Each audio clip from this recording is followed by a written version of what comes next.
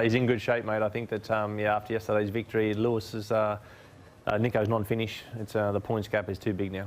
What about the relationship between those two, Hamilton and Rosberg? A lot's been written about it, that they don't get on. Hamilton said they're not friends, they're colleagues. Is that healthy? I think last year they went through a really sticky time, you know, sparring each other out, if you like, and the championship just went Lewis's way, and now the momentum is clearly with Lewis, and there is a respect there. Absolutely, there is a respect there, but they're never going to open up to each other. While they're in the bubble now, they're not going to, you know, give each other a huge amount of backslapping, if you like. It's just going to be battle week in, week out. You say there's a respect there. I've often wondered in Formula One, does the best driver win? Pretty much. I mean, the best guys find the best cars. The best teams want the best drivers operating in their car, and they have that. You know, when you get the most consistent, the most professional, dedicated drivers, they will get themselves in a position to be in the best cars year after year. And Lewis is in that situation now. He's been craving for that race-winning car. He's now got it, and he's grabbing with both hands. Would you say he's the best driver in F1 right now? At the moment, he's, you know, there's three of them, obviously. You know, you've got Sebastian, obviously Fernando Alonso's at the back of the grid, clearly in a poor car, but Lewis is clearly a phenomenal talent and fast. I mean, he's just so quick. That's always been his signature punch, just his clear pace. He did have some mistakes early in his career, which most young professionals will have, but now he's just on another level, and he's driving well. Would you describe Sebastian Vettel as your teammate at Red Bull?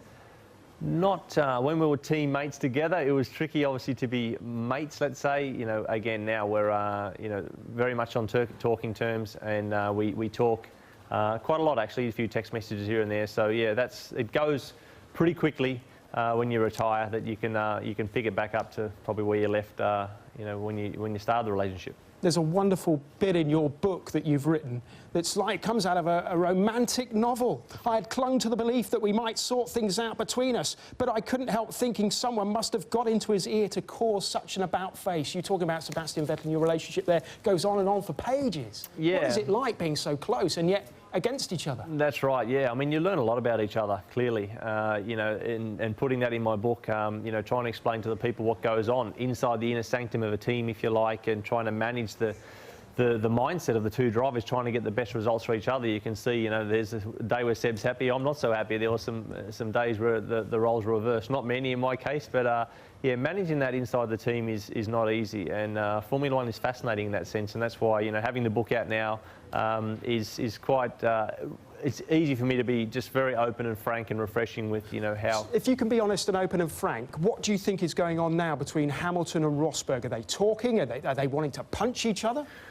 I think it's pretty much a non-event, mate, at the moment, because, you know, Nico has just got to try to find that extra performance. Lewis is just turning up each weekend, executing qualifying, executing the race starts and delivering the results, where Nico needs to try and put the pressure back the other way, clear the balls in his court to try and do that, where Lewis is just, well, Nico Rosberg basically who at the moment, because he's just, you know, in great shape, and he's turning up with his car, racing everyone and delivering.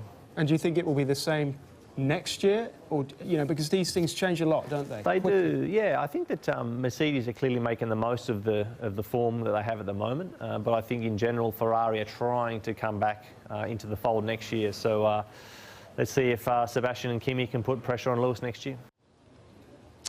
Right, the England cricket